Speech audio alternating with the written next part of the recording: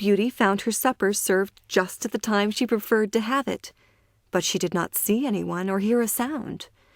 And though her father had warned her that she would be alone, she began to find it rather dull. But presently she heard the beast coming, and wondered tremblingly if he meant to eat her up now. However, as he did not seem at all ferocious and only said gruffly, "Good evening, Beauty," she answered cheerfully and managed to conceal her terror. Then the beast asked her how she had been amusing herself, and she told him all the rooms she had seen. Then he asked if she thought she could be happy in his palace, and Beauty answered that everything was so beautiful that she would be very hard to please if she could not be happy. And after about an hour's talk, Beauty began to think that the beast was not nearly so terrible as she had supposed at first. Then he got up to leave her, and said in his gruff voice, "Do you love me, Beauty? Will you marry me?" "Oh, what shall I say?" cried Beauty, for she was afraid to make the beast angry by refusing. "Say yes or no, without fear," he replied. "Oh, no, beast," said Beauty hastily. "Since you will not, good night, Beauty," he said. And she answered, "Good night, beast," very glad to find that her refusal had not provoked him. And after he was gone, she was very soon in bed and asleep, and dreaming of her unknown prince. She thought he came and said to her, "Ah, Beauty, why are you so unkind to me? I fear I am fated to be unhappy for many a long day still." And then her dreams changed, but the charming prince figured in them all. And when morning came, her first thought was to look at the portrait and see if it was really like him, and she found that it certainly was. This morning she decided to amuse herself in the garden, for the sun shone and all the fountains were playing, but she was astonished to find that every place was familiar to her, and presently she came to the brook where the myrtle trees were growing, where she had first met the prince in her dream, and that made her think more than ever that he must be kept a prisoner by the beast. When she was tired, she went back to the palace and found a new room full of materials for every kind of work, ribbons to make into bows and silks to work into flowers. Then there was an aviary full of rare birds, which were so tame that they flew to Beauty as soon as they saw her and perched upon her shoulders and her head. "Pretty little creatures," she said, "how I wish that your cage was nearer to my room, that I might often hear you sing." So saying, she opened a door, and found, to her delight, that it led into her own room, though she had thought it was quite the other side of the palace. There were more birds in a room farther on, parrots and cockatoos that could talk, and they greeted Beauty by name. Indeed, she found them so entertaining that she took one or two back to her room, and they talked to her while she was at supper, after which the beast paid her his usual visit, and asked her the same questions as before. And then, with a gruff "good night," he took his departure, and Beauty went to bed to dream of her mysterious prince. The days passed swiftly in different amusements, and after a while Beauty found out another strange thing in the palace, which often pleased her when she was tired of being alone. There was one room which she had not noticed particularly. It was empty, except that under each of the windows stood a very comfortable chair. And the first time she had looked out of the window, it had seemed to her that a black curtain prevented her from seeing anything outside. But the second time she went into the room, happening to be tired, she sat down in one of the chairs, when instantly the curtain was rolled aside and a most amusing pantomime was acted before her. There were dances and colored lights and music and pretty dresses, and it was all so gay that Beauty was in ecstasies.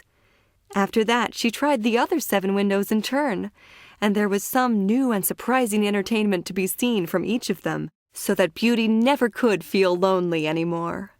Every evening after supper, the beast came to see her, and always before saying good night asked her in his terrible voice, "Beauty, will you marry me?" And it seemed to Beauty, now she understood him better, that when she said, "No, beast," he went away quite sad.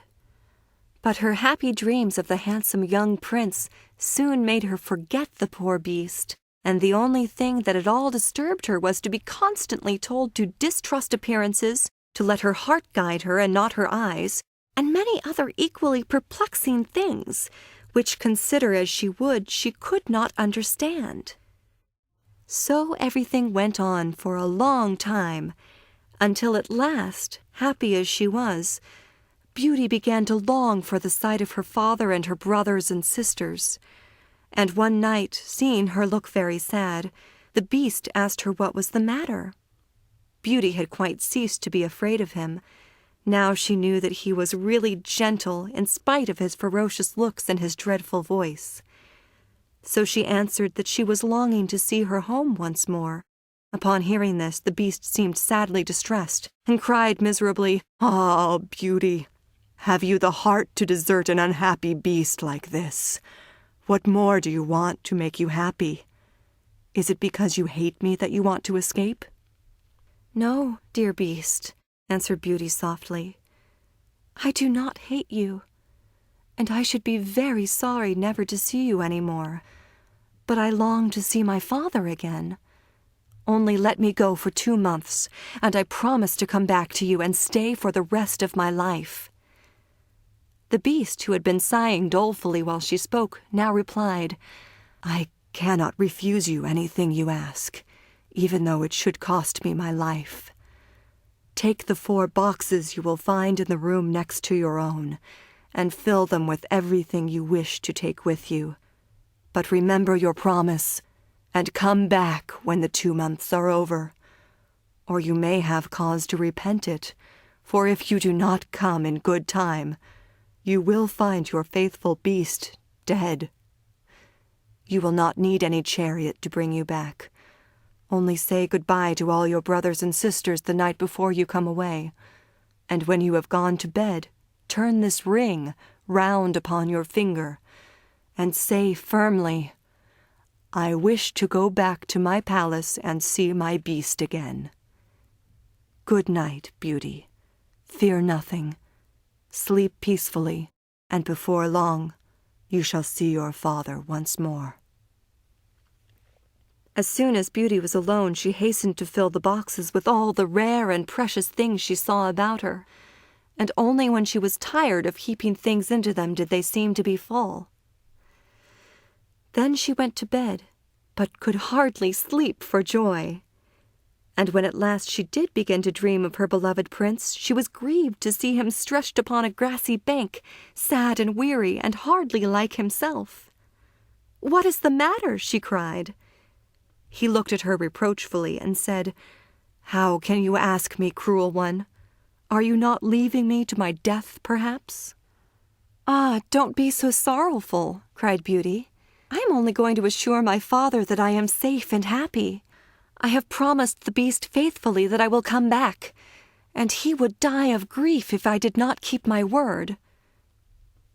"What would that matter to you?" said the prince. "Surely you would not care." "Indeed, I should be ungrateful if I did not care for such a kind beast," cried Beauty indignantly. "I would die to save him from pain. I assure you it is not his fault that he is so ugly." Just then a strange sound woke her. Someone was speaking not very far away, and opening her eyes she found herself in a room she had never seen before, which was certainly not nearly so splendid as those she was used to in the beast's palace. Where could she be? She got up and dressed hastily, and then saw that the boxes she had packed the night before were all in the room. While she was wondering by what magic the beast had transported them and herself to this strange place, she suddenly heard her father's voice, and rushed out and greeted him joyfully. Her brothers and sisters were all astonished at her appearance, as they had never expected to see her again, and there was no end to the questions they asked her.